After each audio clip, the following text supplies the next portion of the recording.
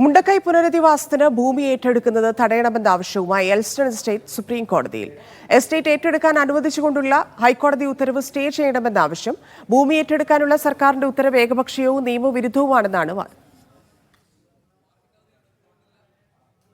ധനസുബോധ് ചേരുന്നു. ധനസുബോധ്, എന്തൊക്കെയാണ് എൽസ്റ്റൺ കോടതിയിൽ വാദിക്കുന്നത്? ഇപ്പോൾ ഭൂമി ഏറ്റെടുക്കുകയാണെങ്കിൽ 2013 നിയമത്തിന്റെ അടിസ്ഥാനത്തിൽ നഷ്ടപരിഹാരം ലഭിക്കണം എന്നുള്ളൊരു കാര്യമാണ് എൽസ്റ്റൺ എസ്റ്റേറ്റ് ഇപ്പോൾ സുപ്രീം കോടതിയിൽ ആവശ്യപ്പെട്ടിരിക്കുന്നത്. മാത്രമല്ല, ഭൂമി ഏറ്റെടുക്കൽ തടയണമെന്ന സ്റ്റേ ചെയ്യണമെന്നുള്ള ആവശ്യം കൂടി സുപ്രീം കോടതി ഉന്നയിച്ചിട്ടുണ്ട്. എസ്റ്റേറ്റ് ഏറ്റെടുക്കാൻ അനുവദിച്ചുകൊണ്ടുള്ള ഹൈക്കോടതി ഉത്തരവാണ് വളരെ അടിയന്തരമായി സ്റ്റേ ചെയ്യണമെന്ന് ആവശ്യപ്പെട്ടിരിക്കുന്നത്.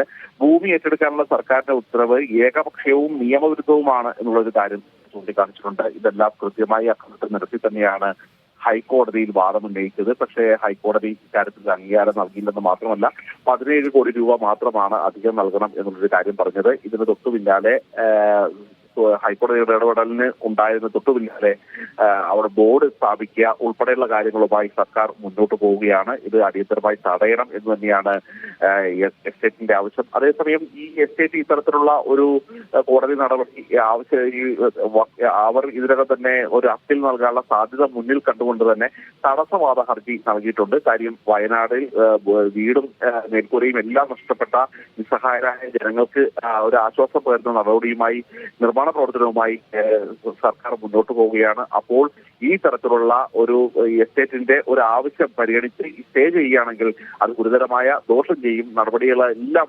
കാലതാമസം വരുത്തും എന്നുള്ള ചൂണ്ടിക്കാട്ടിയാണ് തങ്ങളുടെ വാദം കൂടി കേൾക്കാതെ കോടതി മുന്നോട്ട് പോകരുത് എന്നാവശ്യപ്പെട്ട് കേരളം തടസ്സവാദ ഹർജി നൽകിയിരിക്കുന്നത്. ശരി, ധനസുബോധ്.